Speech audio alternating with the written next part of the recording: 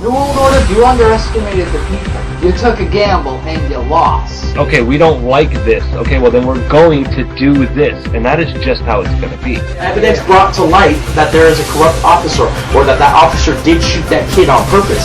I don't care how I look, I don't care how I sound, I don't care what the beat is. I just care the message gets across.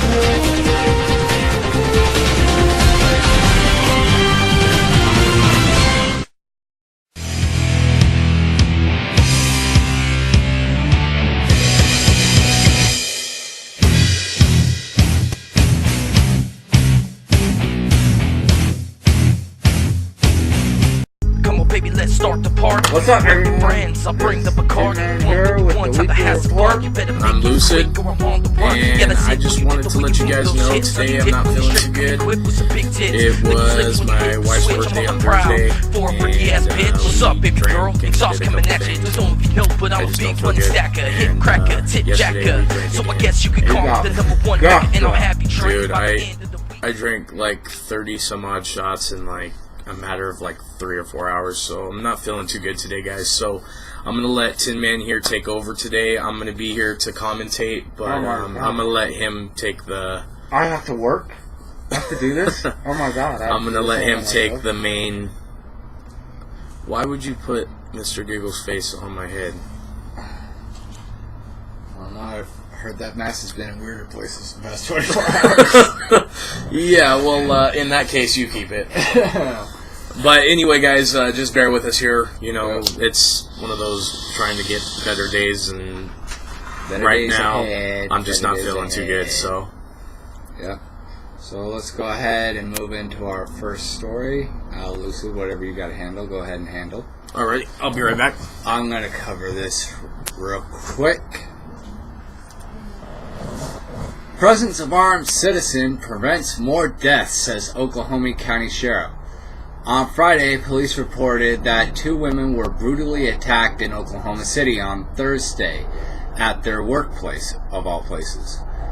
One of those women died, her head having been severed from her body in the gruesome assault.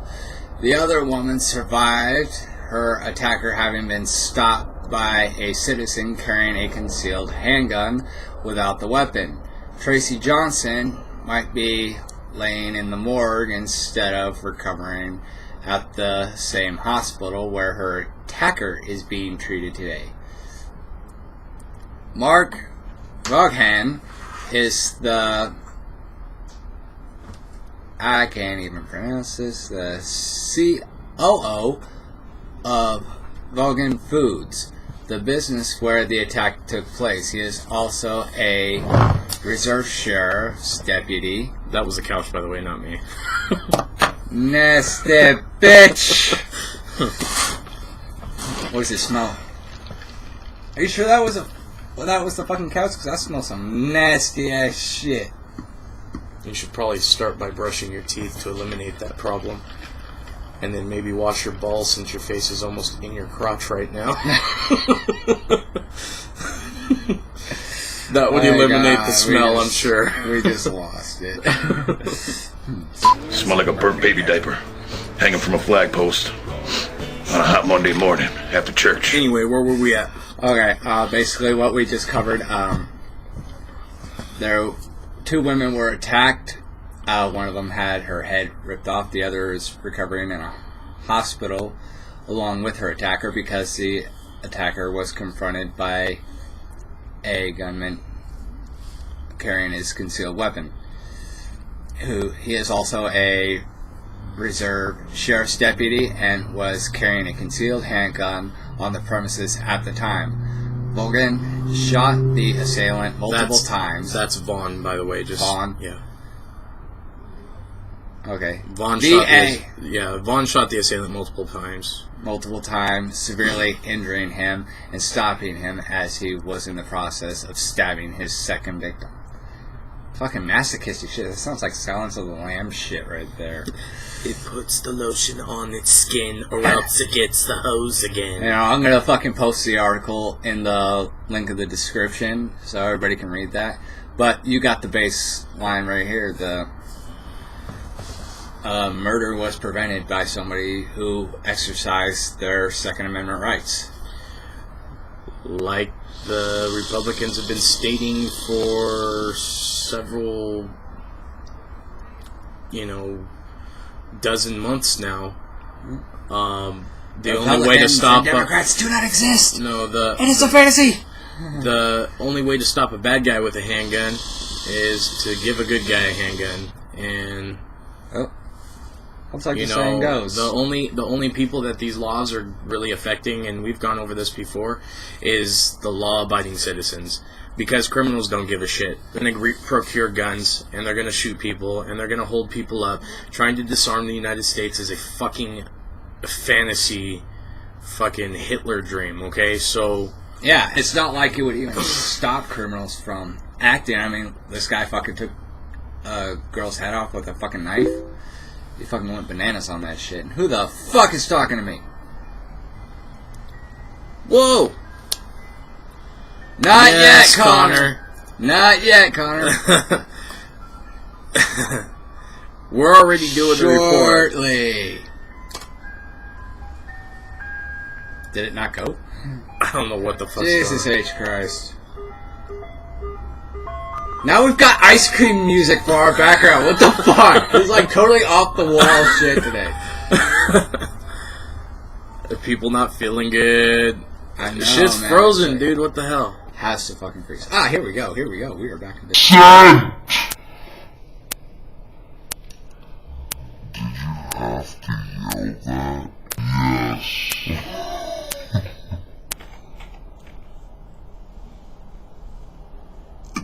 Type again. There it is. Okay. Now we're through our first story. Let's go ahead and... happy people. Dude, I got fucking bubba guts from fucking hell. Dude, I drank way too much, dude. We all drank way too much, dude. I honestly thought I was gonna have a heart attack. Did you know how much then fucking... I realized, hey, I don't have a heart, so Do you know how much food Boobies ate yesterday?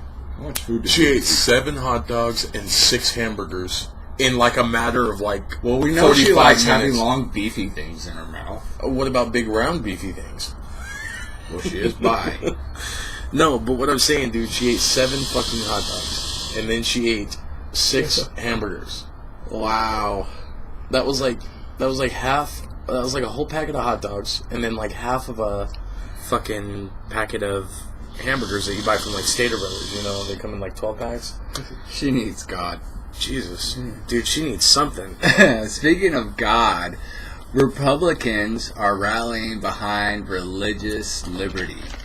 The Washington AP reported, fighting to improve their brand, leading Republicans railed behind religious liberty at a Friday gathering of evangelical. Yeah, that's kind of hard to fucking pronounce. Conservatives rebuking an unpopular President Obama. Oh, gee, I thought he was hailed as a hero. He is. In his own mind. In a lot of people's minds, surprisingly. Well, we can get that in a little bit here.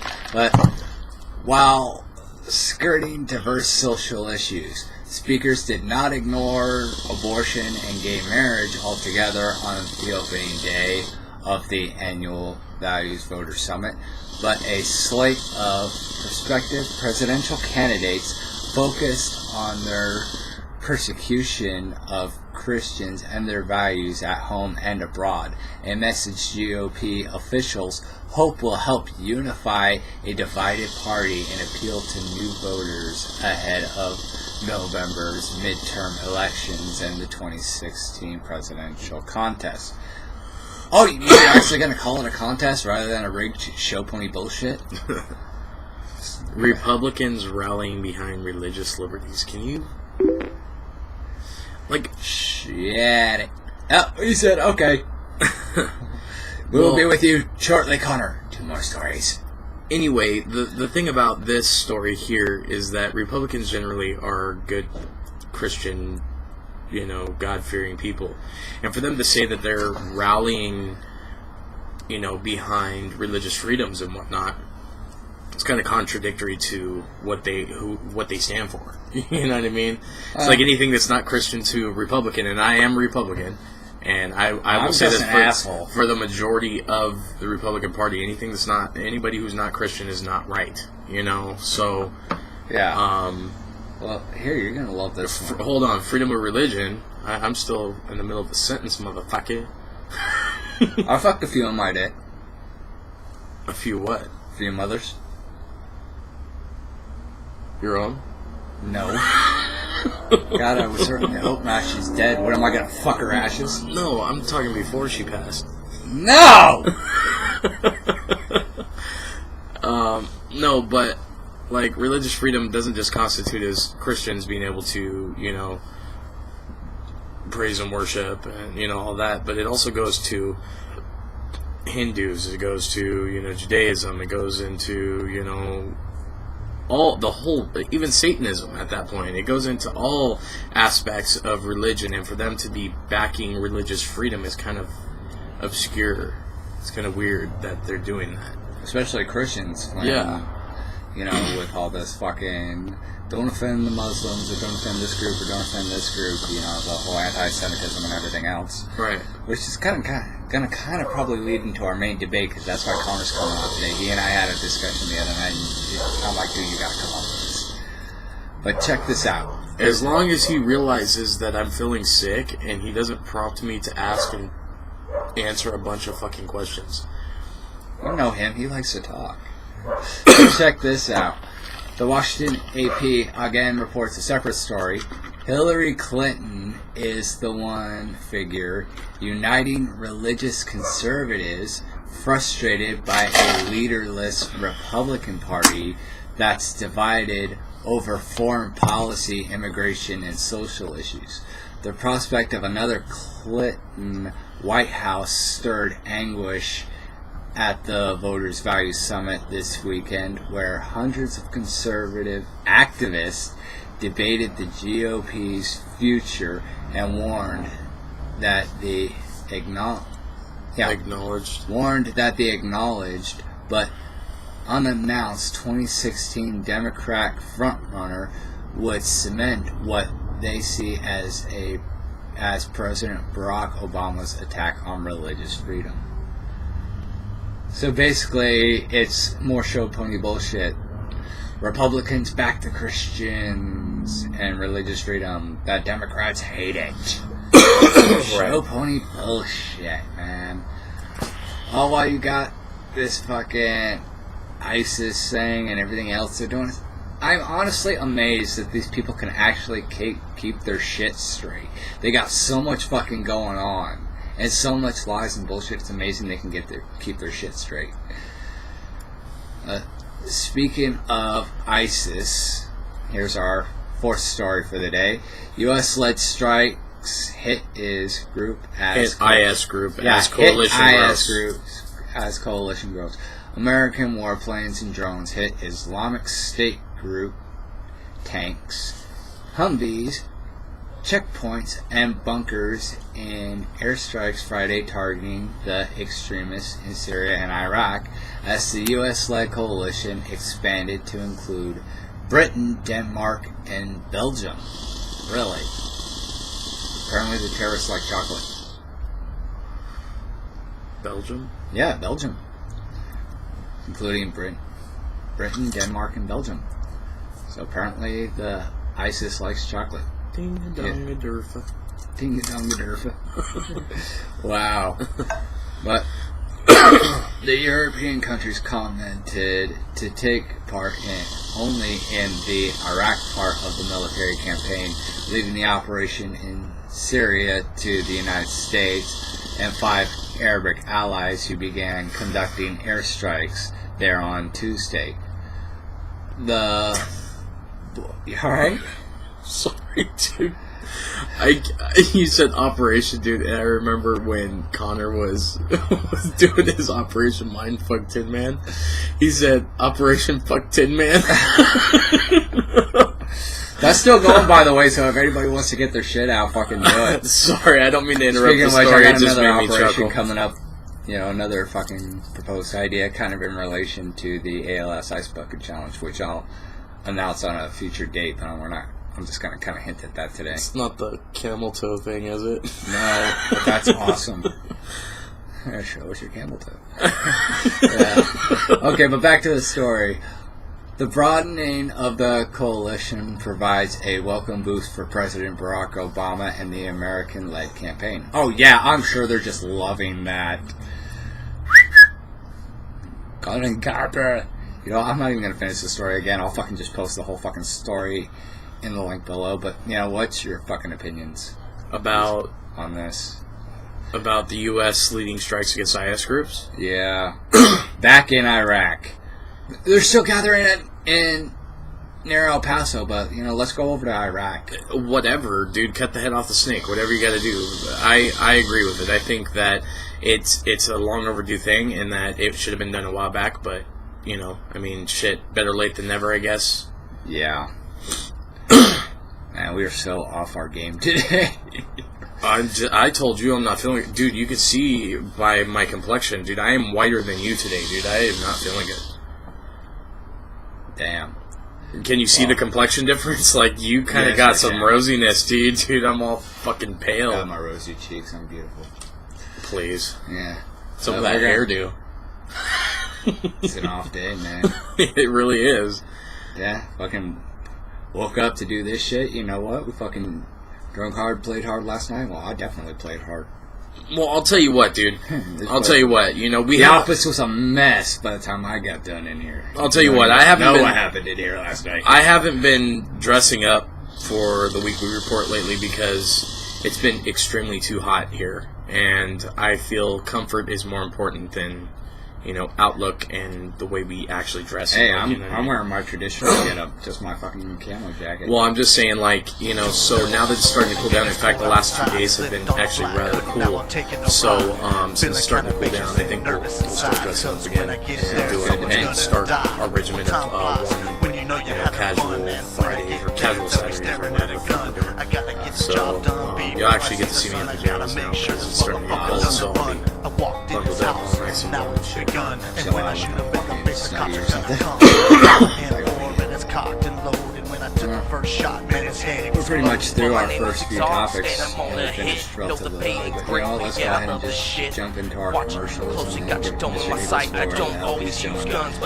Yeah, we'll jump into the commercial, and considering we're done like 10 minutes early, we usually go about half an hour. Today is kind of well, not just that, we got Connor waiting too. He's online right now. He's just kind of fucking waiting for us to queue him up. But, we'll be back in a second, guys. Go ahead and check out Mr. Gibbons. Black guys and some broken bones. I fucking slit a throat, then I throw it a bone. I fucking leave it alone. I set fire to a home.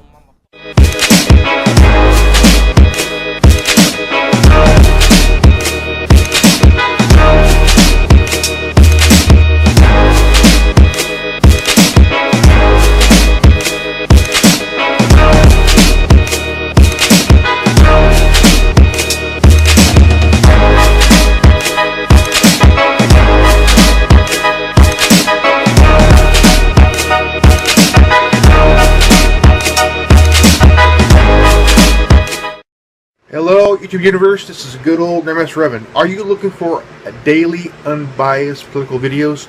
Come check out my channel at youtube.com/GrandmasterRevan, or you can find me in the featured activist section on the Worldwide Resistant Networks channel at youtube.com/Resistance2058. Remember, knowledge is free.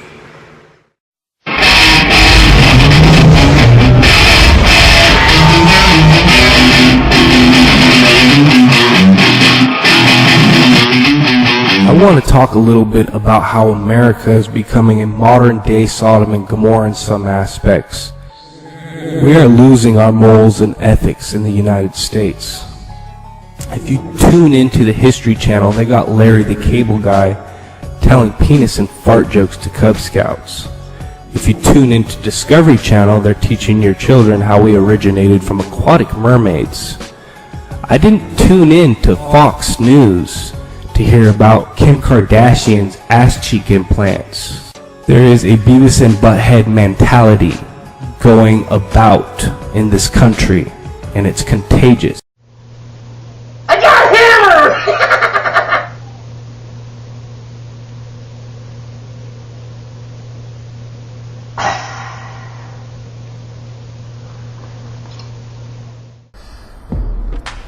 Alright, everyone, we are back. Sorry, Mr. Giggles. Fuck. I'm walking away from it. Not worth carrying on, but we got John Connor on the line here. It's not worth carrying on. It's not. It's not. Just can't do it. So, Connor, my friend, you and I had a pretty interesting conversation the other night. Oh yeah. Why don't you recap that a little bit for us? Recap the conversation. Yes. Which one are we talking about? How we dabbled into the esoteric values of the pine cone? Or are we going into the ISIS, Israel, Syria, Iraq? Which one do you want to touch? A pine cone? You know, go roll with the pine cone. Roll with the pine cone. Let's do the religious ideology here. Behind a pine cone? Yes. It's surprising. The biggest thing to really remember is that we always have to go back to the deepest esoteric history of the Illuminati. Not the Illuminati as we know it today, and the New World Order and the Overlords and things of that nature. That, although there's a great meridian of conspiracies that surround that, we're going to step away from that concept for the sake of this discussion.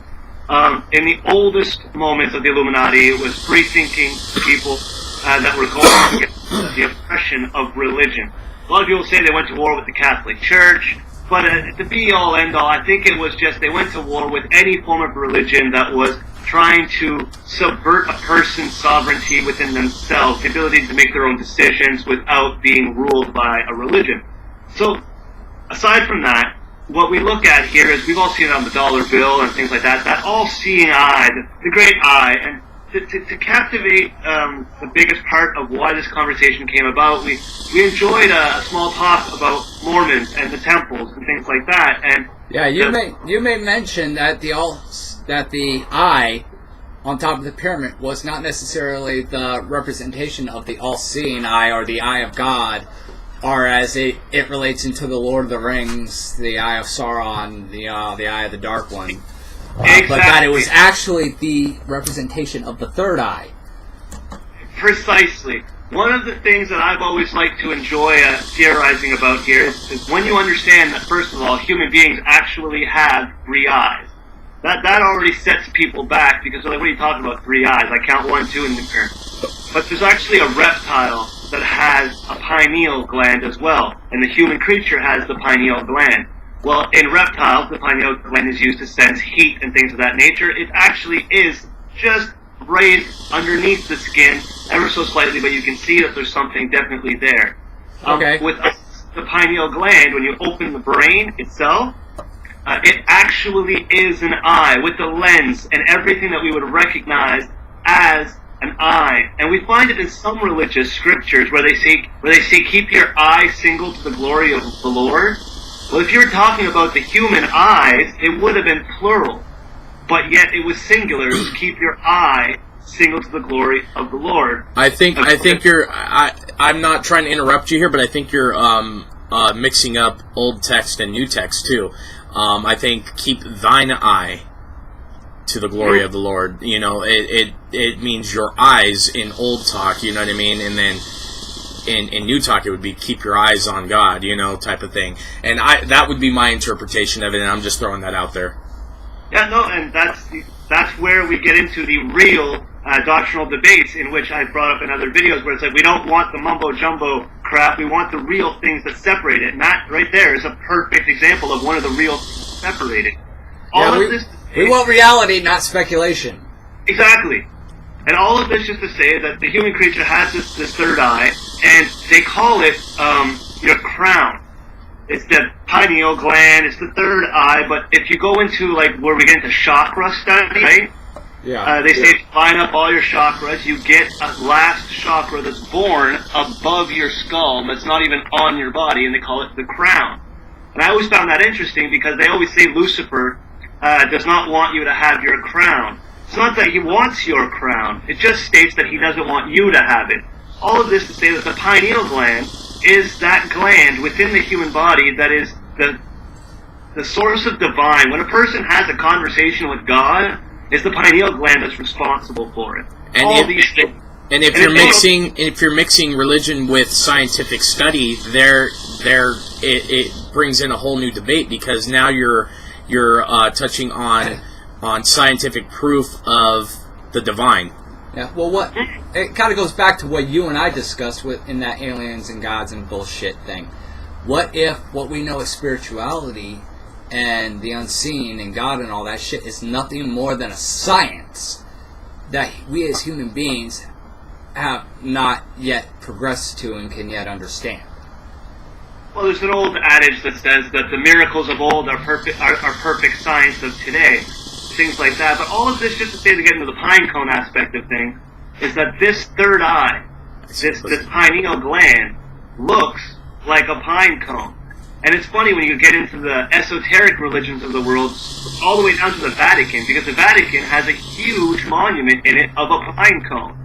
And then you can even go even a little bit further as to, why the hell do we use Christmas trees? Why Christmas trees? Why not a palm tree? Why not a maple tree? Why not anything? Until you realize that the Christmas tree comes from a pine cone, right? Yep. And it's really screwy, but the religions of today, the mundane religions, their deep-rooted doctrines come from an esoteric realm of sorts.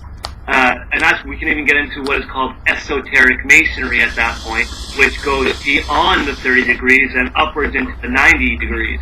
But that's an entirely different concept at that point, because you really have to suspend your belief for a lot of things in order for just to understand the stories. Forget trying to make any sense of it, but just to understand what's being said, you have to suspend your disbelief for a lot of concepts. Well, one thing I've noticed in my studies, and sorry to cut you off there, Connor, one thing I've noticed in my studies of religion and whatnot is most everything that you believe in, whether you're Buddhist, Hindu, Christian, Muslim, Flying Spaghetti Monster, or whatever the fuck, every belief system has a common source. And it always has to do with a singular entity that is greater than us. Yeah, it goes back. It always goes back to this source, the fucking original idea. That's why we got 42,000 Christian religions in the world. All different religions practicing and doing different things based off the same fucking book. In essence, that's what we're seeing, and we're only using one book, and that's what they call it. They use the Bible, and they use varying abridged versions of the Bible, because with almost every religion that is born... Oh, don't even get me started. Don't even get me started. That's right. So all of that to indicate that Too late, you got me started. That third eye may not be as evil as what we first thought it was. And this is a weird thing that I've thought about for the past few months. But is this enough versions here, buddy? do you know that unfinished pyramid in Giza? Yeah. The one that doesn't have the actual peak on it? Right. And you notice how in the dollar bill they have the all-seeing eye on top of it? Yeah.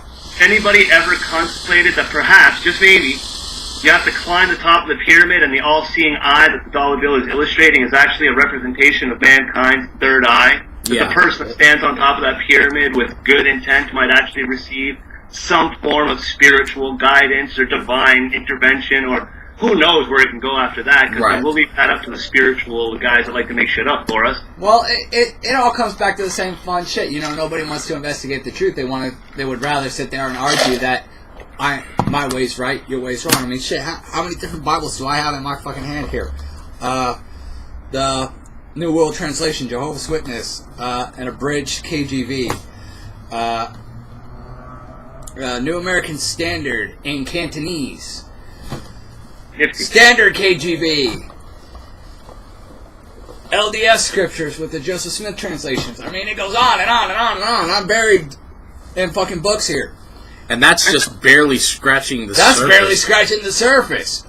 We haven't even opened the Torah or the Quran. You have to start cross-referencing as to who actually, agrees and disagrees and how they disagree. Well, I used to have a copy of the Satanic Bible, and I also had a copy of the Necronomicon back in the day that went the way of the dust after many, many years, but I could probably get another copy of the Necronomicon. Well, it's like me and my friends always say, there's no such thing as bad information.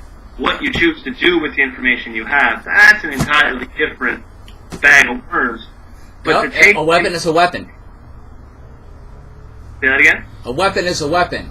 It could be a weapon for good, it could be a weapon for evil. This just depends on who's wielding it. Exactly. And that's what the world doesn't want us to do. They don't want us to start lining up these scriptures together, regardless of what faith they are. They don't want us to see who actually agrees with what, and so on and so forth, because,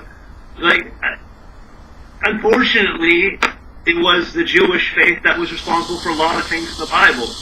And we don't really kind of lend a credibility to that because we're not allowed to talk bad about it. Doesn't mean I'm saying going out there and hurt people over it, but let's acknowledge it at least. Once it's acknowledged, we can move forward. Once we get into Islam, we find out that a lot of the problems and wars that they fought, again, was with the Jewish people of the time.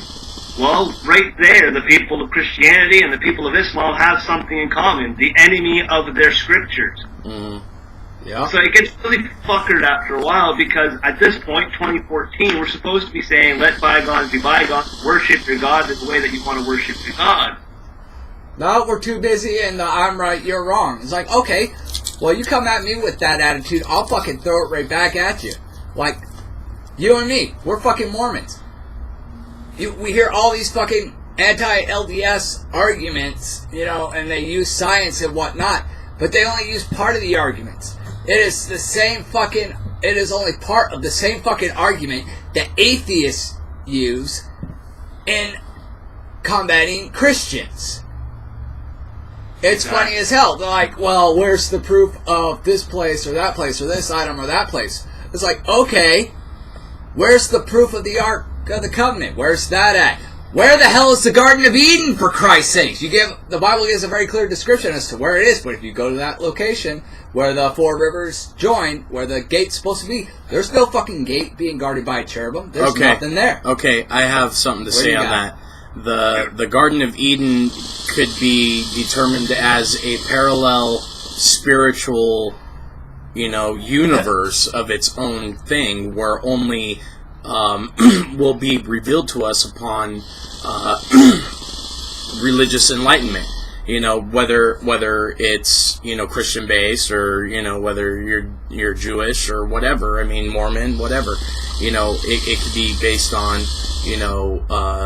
the whole concept that it's there, but we can't see it because us as sinners, you know what I mean? We hold that what's the word I'm looking for, Connor? We hold the sin inside of us so we can't see the truth before us. I don't know what the word for that would be, but a veil being placed over your... Yeah, kind of like a veil being placed over our eyes, you know what I mean? And as far as you were saying, what else were you saying at the beginning there? You said something about the Four Rivers meeting and then that... Yeah, in the Bible it tells where the entrance to the Garden of Eden is. There's before that. Four joining rivers. And before that, you said something before that I wanted to say something too. I forget what it was, though. I'm not feeling Connor, do you remember what I was saying? Because when I get on a fucking tangent or something, I'll fucking just go. We're talking about the cherubim guarding something. Yeah, there was another part before that he had said. Ark of the Covenant. Ark of the Covenant, that does exist. I know that for a fact. One monk in the entire world is allowed to view it. Not view the Ark itself, but view the box that the Ark is in. And it's guarded by other monks who know that its exact location at any given time. I watched a documentary on it. In fact, we both watched a documentary on it inside my house on Netflix, and it did point out that it does exist, but only one person in the world is allowed to go into the room where it is at, and it's like this all-knowing monk that, you know, I mean, devoted his entire life since birth to being a monk, you know, and being a religious student and whatnot. But the Ark of the Covenant does exist. We just don't know where it's at exactly. And as far as the Garden of Eden, where the four rivers join, it could just be a veil placed over our eyes. We can't see the gate to get in or whatever. And that could be what the cherubim is. That veil over our eyes. And the Garden of Eden too could also be classified as the kingdom of heaven, if you want to think of it that way, paradise on earth, you know. And maybe because us as believers, but still holding sin in our hearts, we can't enter those gates because of that. That's why they had the. You know, there's an entrance. There's an entrance to hell by way of the river Styx. It says that in the Bible as well. The entrance to heaven may be through the Garden of Eden, but we can't get there until we die. You know, who knows? I mean, that may be the case, and that's just I thought speculation. The way to hell was the highway to hell. You want to go to hell? Come right here. Hey, we're not in heaven anymore. Blast that rock music. Huh? To blast that rock music. Right. I'm on the highway to hell. All of that just to say that the third eye that people are using, it is used by some cultures out there as a positive, not always a negative. It kind of goes back to the Da Vinci Code, the interpretation of symbols and our understanding. It's like you see a picture of the Triton up close, you think it's Satan's pitchfork, but if you zoom out, you know, it's fucking the Triton of the god of the sea. Right. Right, and that would be the point. It's things like that, and those are the kinds of arguments that we're not allowed to engage in anymore because it leads the human mind down a very dark path. We always start hurting each other over this stuff. It's what I've always cautioned against. It's one thing when we're fighting nation against nation or a civil war of sorts, but when you start fighting your God, that's when it gets the bloodiest. Like, we're talking like Spanish Inquisitions and Crusades and, you know, just the really bad stuff, you know what I mean? Yep. When that happens, if that were to happen in today's day, it would be a very, very horrendous event. And I think that's why, quite literally, the Islamic nations of the world are really trying to prevent this whole religious war scale,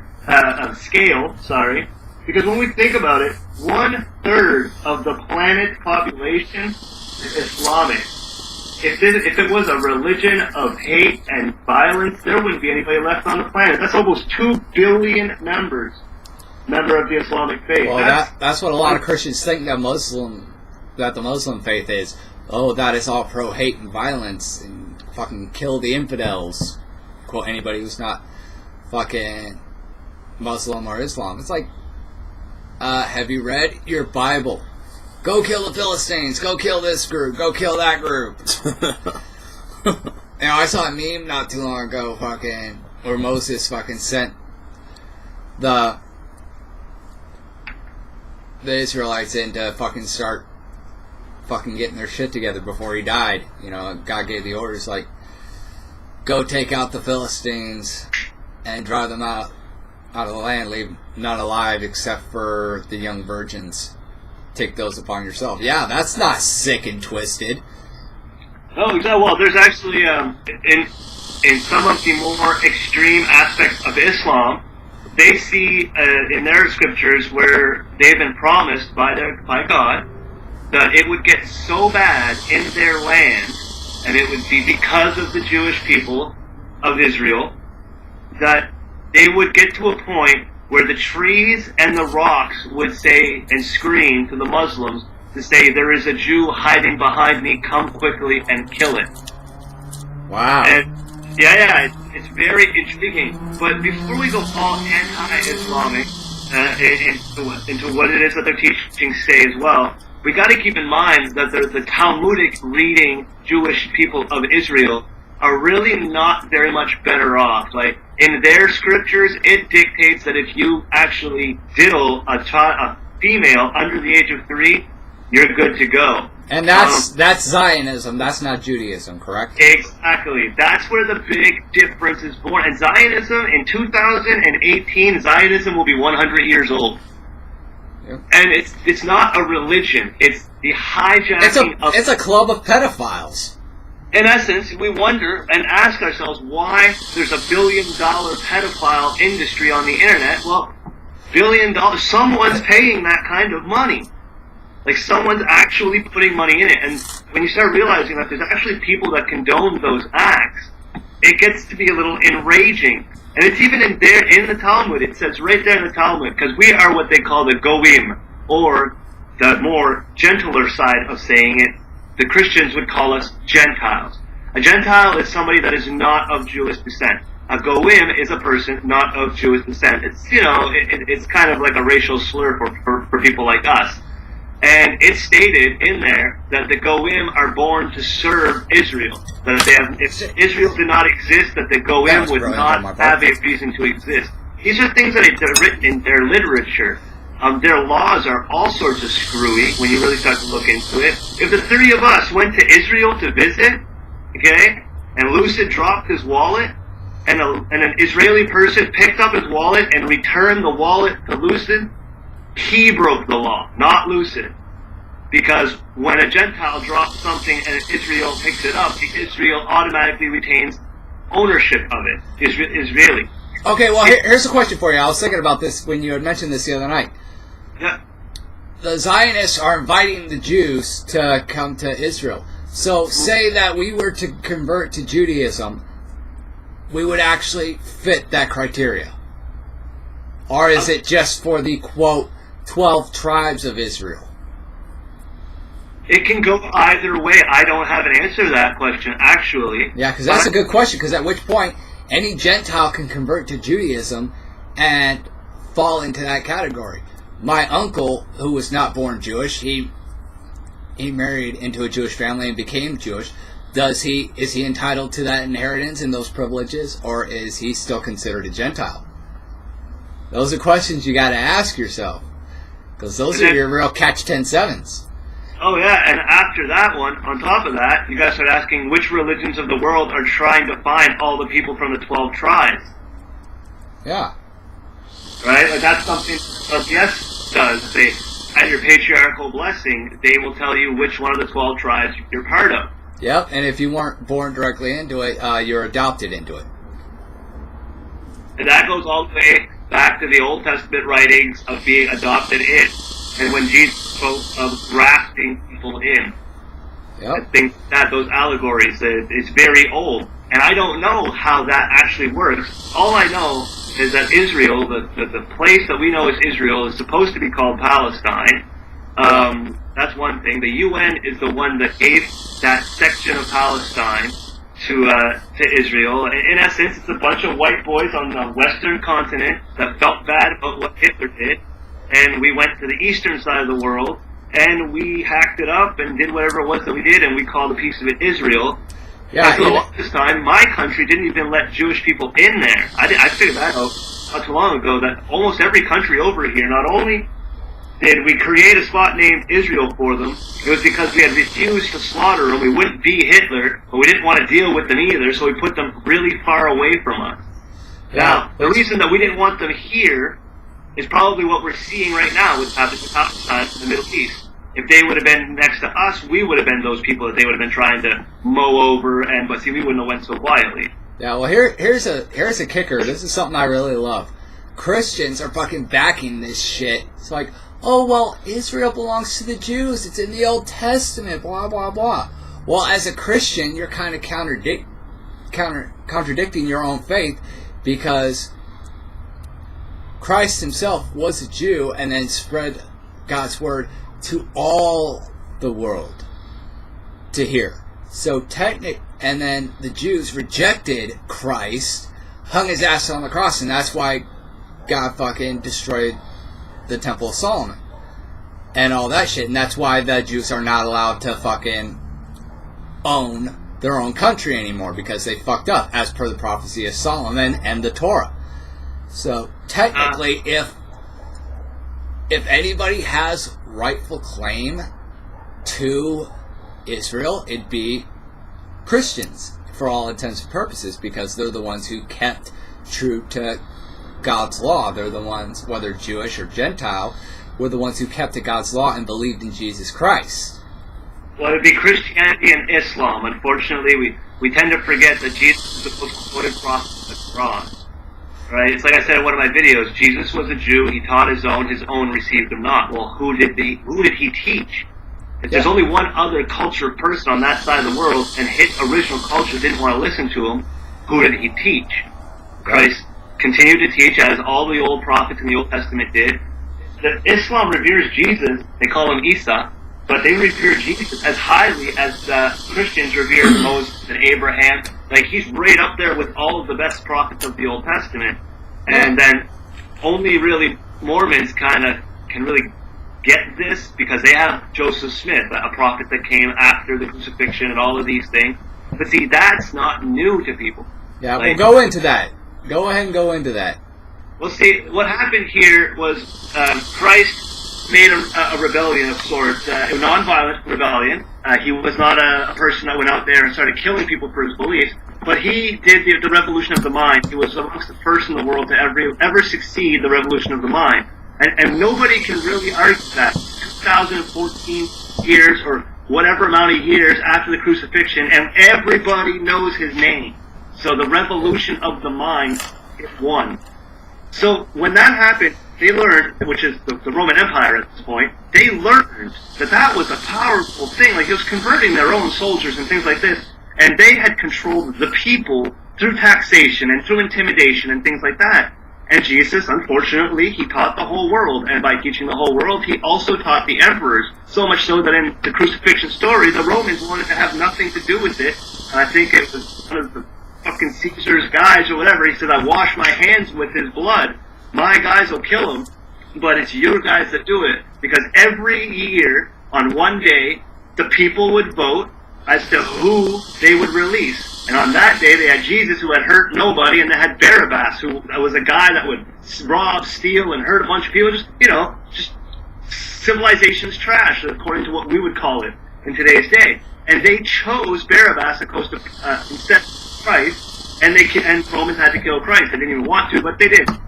And they couldn't do it over the Passover and things like this. That's why the kidnapping at night happened and all that stuff. People just got to read the Bible and find out what happened there. It's not a really complex story. We all know about it.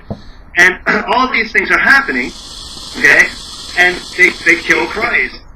Once all that is done, they found out that Christ held a power, the power of the mind, the power of garnishing faith and keeping it and having the people.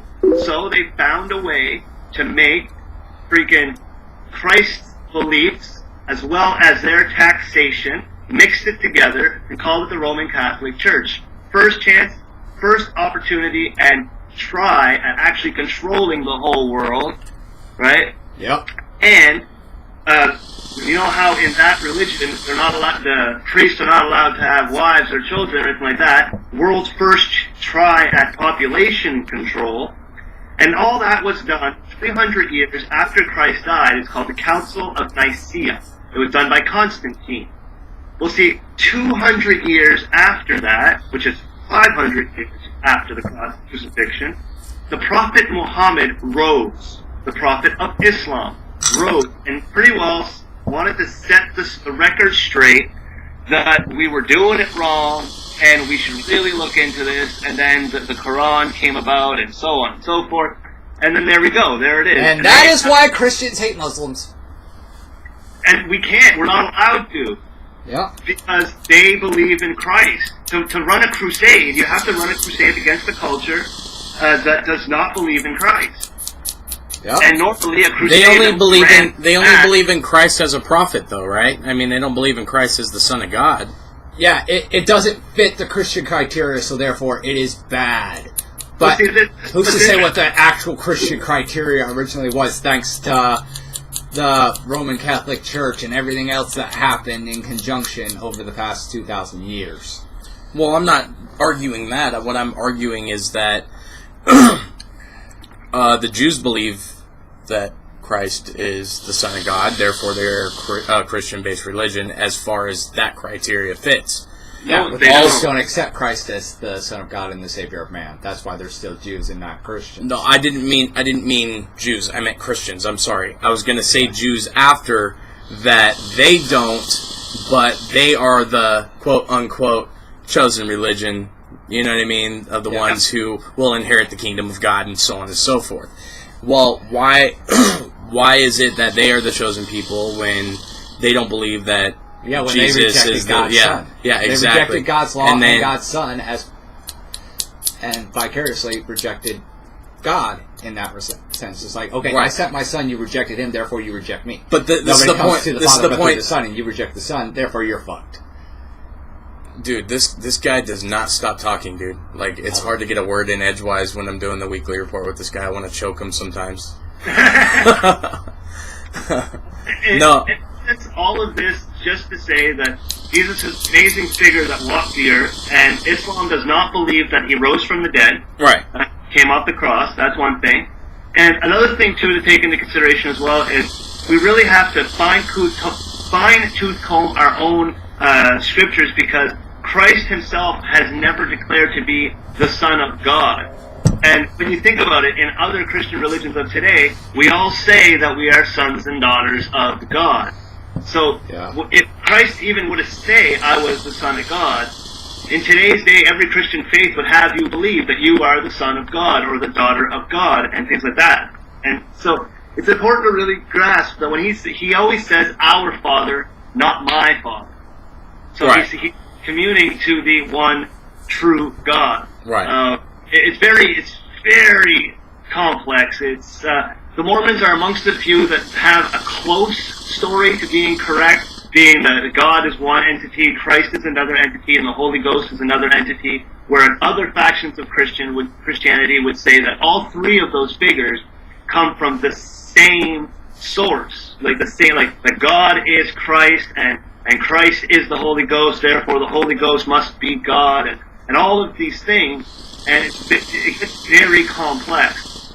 At the end of the day, what really fascinates me is that Christianity has like the end days Armageddon stuff, and Islam also has an end day Armageddon story, and both Christianity and Islam believe that Christ will rise in the end, and that we will fight whatever it is that we're going to fight, Satan's warriors or whatever, that Christ will lead that army. The only thing they don't believe is that he rose the cross. And at the end of the day, we've got to be very, very serious with ourselves and say, we live on the western side of the world. We're quite good at, spinning lies. Religion wouldn't be immune to lies. And if Christ did not get off the cross, does that change the fact that he did amazing things while he was alive? And I think that's what Islam is asking us to see, is that even if I told you that your Jesus did not rise off the cross, does that change the fact that both our prophets walked on water? Because the Muslims believe in all the miracles that Christ did, so much so that they actually have a miracle about Christ that the Christianity doesn't even teach, blows my mind. But Mary, that's bad, that's wrong. Mary, the Virgin Mary, that gave birth to Christ, a lot of us have this beautiful Christmas story about Christ being born in a manger and yada yada yada. But Islam tells you that the Virgin Mary gave birth alone under a palm tree where a spring of water sprouted out and actually gave her sustenance and helped her wash the baby with all these things. And some of God's angels came and spoke to her. And because at the time, in that part of the world, regardless of what era you lived in, maybe a little bit worse back then, you could not be a woman with a child and walk around without a man. And she told the angels, well, how will I defend myself from this? How will I explain myself? And the angel pretty well told her, cut dry, without any religious dogma attached to it, that the child would explain itself for her, but she had to keep her mouth shut. And when she arrived to the villages and whatnot, they started asking her questions about where the baby came from, and the story goes, the baby Jesus, all of a few hours old, spoke to the world. Now, why would Christians not want to know this miracle of Christ? Just because it was written in the Quran? It's very, very interesting stuff, and I think the most important thing is we got to stop bashing each other's religions, and we got to stop killing each other, and we got to start asking each other some really serious questions, and nobody knows where to start. Well, I've stated that I stated this in the Gods, Religions, and Conspiracies on my video series that we posted, my first interview with you guys as a guest speaker. We're all different religions, but we all are on the same team. You know, I mean, we all believe in God, right? We all believe that He's peaceful, right? We all believe that, you know, there's one all-powerful being that brought us into existence, right? Okay, well, that right there is what connects us all. Stop looking at the things that disconnect us. Start looking at the things that connect us, and, you know, stop playing mine is better than yours. You know what? You just whip out a fucking tape measure. We'll see whose is bigger, and we'll call it a fucking day. But past that, stop the bitching, stop the complaining, stop the fighting, you know, so on and so forth. I mean, we all play for the same team. It's just the way that you understand the team.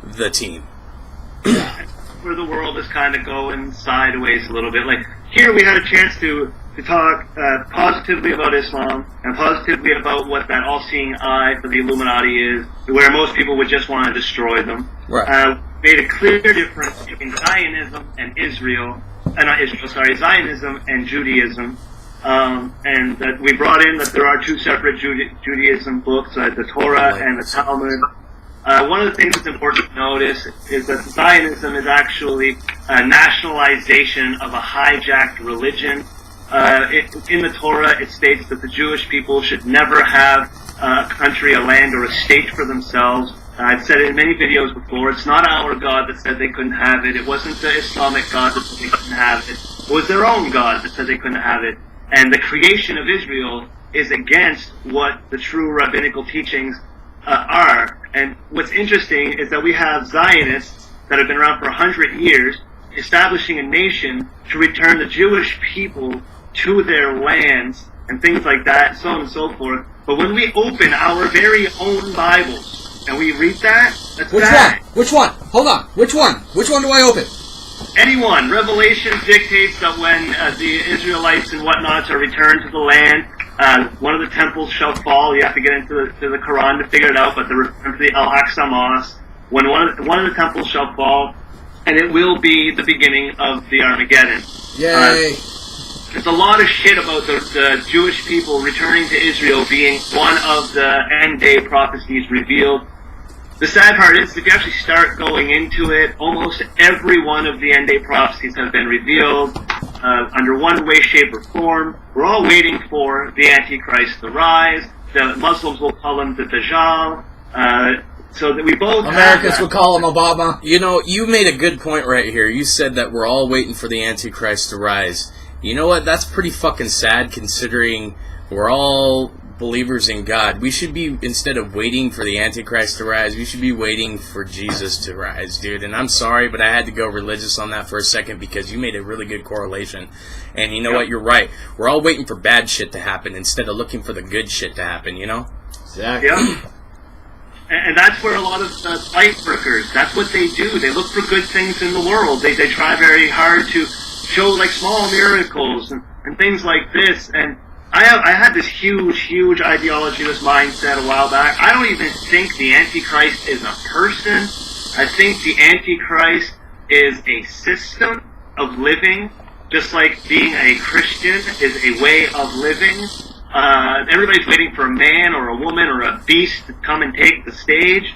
I don't think it's that at all. I think it's what we're looking at today, the systems that we live under. The mark of the beast, it was funny because it said that the Antichrist would have a false prophet stand to his right-hand side, and this false prophet does nothing bad, for lack of a better word, to anybody. He doesn't kill anybody, it doesn't rape or maim or starve or anything to anybody. All it does is it encourages the masses to take on the mark of the beast.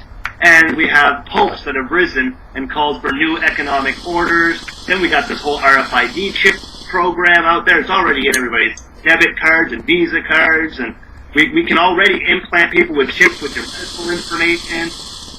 It's there. Everything that's needed is there. If Hitler was really this totalitarian freaking regime, the world that we live in today is Hitler's wet dream. Yeah. You know, I got a theory here. You go by the alias John Connor. We all know that's not your real name, but you go by that alias. You know, we kind of have the Terminator gimmick here.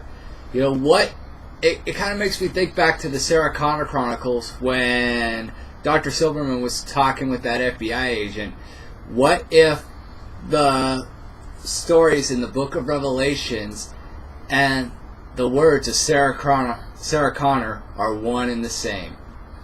Exactly. And we all know that, you know, because the New World Order doesn't trust humanity and whatnot, that they're trying to create artificial intelligence and replace the military with machines and whatnot. You know, what if it's going to be like a Terminator fucking scenario and the whole fucking, the beast rising is actually this artificial intelligence, kind of like Skynet or whatever they choose to call it? What if that is the beast rising? Exactly. Something that's important to take into consideration as well. You know how Obama and on my side, Harper, both of these guys, and even Great Britain, they're saying things like, we're going to go into Iraq, we're going to go into Syria, but there'll be no boots on the ground. Well, that kind of scares me. You know, I like the good old-fashioned war where you send in your soldiers, but when you're telling me there's going to be no boots on the ground, it tells me there's going to be a heavy, heavy drone activity. Yeah. If you don't have boots on the ground, then you're going to have something else doing something to someone. You know? It gets very complex. That's why we've never closed any of the doors within the network. If they want to talk religion, they talk religion. If they want to talk aliens, they talk aliens. If they want to be economic corruption, political corruption, you know, it doesn't matter, because eventually all of that molds into an ideological structure. And when you understand it and you look at the world, you're like, whoa, all that's missing is the talking aliens that David Icke was talking about. Exactly. And, you know, back to the whole Skynet thing in Revelations, it talks about how fire would rain down from the heavens and consume the earth, and that the vast majority of the fucking world would be gone. You know, they call that the fucking rapture and whatnot. You know, what if that is actually a nuclear holocaust? That would be a very bad time. Fires coming down from the heavens and consuming the world. Nuclear missiles. Nuclear missiles. The fires that consume the world is the fucking mushroom clouds. You know, my grandmother, before she passed away, used to tell me stories about that. She used to say that, she said that the next world war is going to be the war to end the world. It's going to be the for lack of a better terms, revelation. She did clarify to me long time ago when I was like 17, dude. So this was probably like 14 years ago, 15 years ago. She used to tell me stories like, you know, if we have a nuclear war, it's going to be Revelations, where the bear from the east, or the bear from the east and the, you know, the eagle from the west, fucking, you know, fight. That's Revelations. It says it right in the Bible. The bear from the east, the eagle from the west, or something to that effect. And how that's end of days. It says it in Revelations, and the symbolism behind those two animals is United States and the Middle East, and we're already part of the way there as it is. Well, it's funny considering our national bird is the eagle. Well, I don't remember if it's an eagle or a snake or whatever the hell it is, but I know that one of the animals is a bear. I don't remember if it's east or west. And and the other animal is either an eagle or a snake. I don't remember which it is. It's been a long time since I've read the Bible. I've read through it 4 times, and I don't think I'm going to ever read through it again, front to back, but to reference things. But it does say that in Revelations. You can look it up. If you read the book of Revelations, it's in there. It'll tell you. In fact, I'll probably look up Revelations when we get done here, because we're hitting our hour mark. Yeah, we're just I'll have Chris throw it in the description so everybody can kind of take a look at it. We'll figure out where it's at. But she did make those correlations that it is, you know, it is the next world war is the war to end the world. Well, I noticed something interesting a while back. There was this video. It's kind of a fucking business campaign thing, you know, to inductees into the quote Illuminati or Illumisec corporate, where they were talking about causing all these events that were depicted in the Book of Revelations to trick the people. You know, what if that was God's plan all along? It's like, I don't need to fucking cause climate change and all these natural disasters. I don't need to rain fire from the heavens. You motherfuckers are going to do it all for me. God set up the dominoes just for the tools of Satan to fucking knock it down. I need to say one thing real quick, Connor, and I'll let you finish this up. But I'm not feeling good. I have to get off camera right now. I have to go take some medicine. But just want to let you guys know. Thanks for watching. Sorry, just bear with us. You know, in this broadcast, I'll be better next week. And I'm lucid. I'm out for the night. Have a good night, you guys, and we'll talk soon. All right. Take care. All right, Connor, go ahead and finish this up, buddy. What you got? Well, in a sense, it all boils down to once we start realizing what words in the world really mean, like, you know how people talk about apocalypses and stuff like that? Yeah. And everybody calls the end of the world the apocalypse. Well, when you actually do a study and you find out what the word apocalypse means, it actually means a great knowing or a great unveiling. And if that be the truth, then that means we're living in an apocalypse right now. The whole world is figuring out a bunch of stuff. All the way down to, they don't want us to know certain things about economics, they don't want us to know certain things about politics, even into religion, and yet the world is still finding out. We can touch into the alien subject a little bit, that information is now coming to light, slow but sure. So, the apocalypse is already upon us, therefore we have kind of a spot where we can start looking into our varying scriptures. And it doesn't matter what scriptures you guys choose to read, they're all of virtue. You know, I'm not a big fan of the Talmud. Personally, I'd rather burn it myself, but I'm not going to start pushing. Like we discussed the other night, it would be good to read it if for no other reason than to know thine enemy. Exactly. That's why I looked into Satanism and everything else. You know, from a religious aspect, you know, Satan is our enemy as far as the Christian belief system is concerned. So, you know, if you're going to fucking have an enemy, it's best to know your enemy. Exactly. But I have to peace out. I got a bunch of people asking me to call them and tell them what's up, and we've been working on some behind-the-scenes things here. We've just finished mediating a pretty good peace talk, I guess. Not too long ago, there was a few people that got involved with a lot of infighting amongst themselves, and it boiled over to work. And we shared a mediation there, and we're hoping that everything kind of sorts itself out. You know, there was pages involved with lots of people, like 70,000 numbered pages, and we really had to make sure that the assets were not lost, and I'm glad that things moved forward. I've addressed one of our nifty little trolls on the channel on my ISIS video. I addressed that. And, are you talking about that YRV sock account? Yeah, I think that's what it is. It's got the Anon, the Anon figure, and it's got the X's through it. Yeah, that's the one. Yeah, that's Danny boy. Yeah, Citizens United or something. I laughed at him.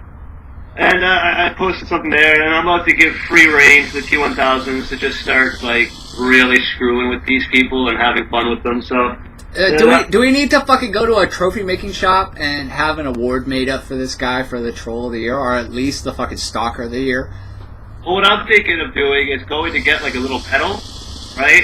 For the troll of the year award, and then once one of the T1000s doxes his actual address, then we can mail it to him just for fun. Oh, I've already got his address. The Anonymous already took care of that a long time ago. Oh, there you go. So we should mail him the medal. Yeah. You know, so, but yeah, you keep doing what you're doing.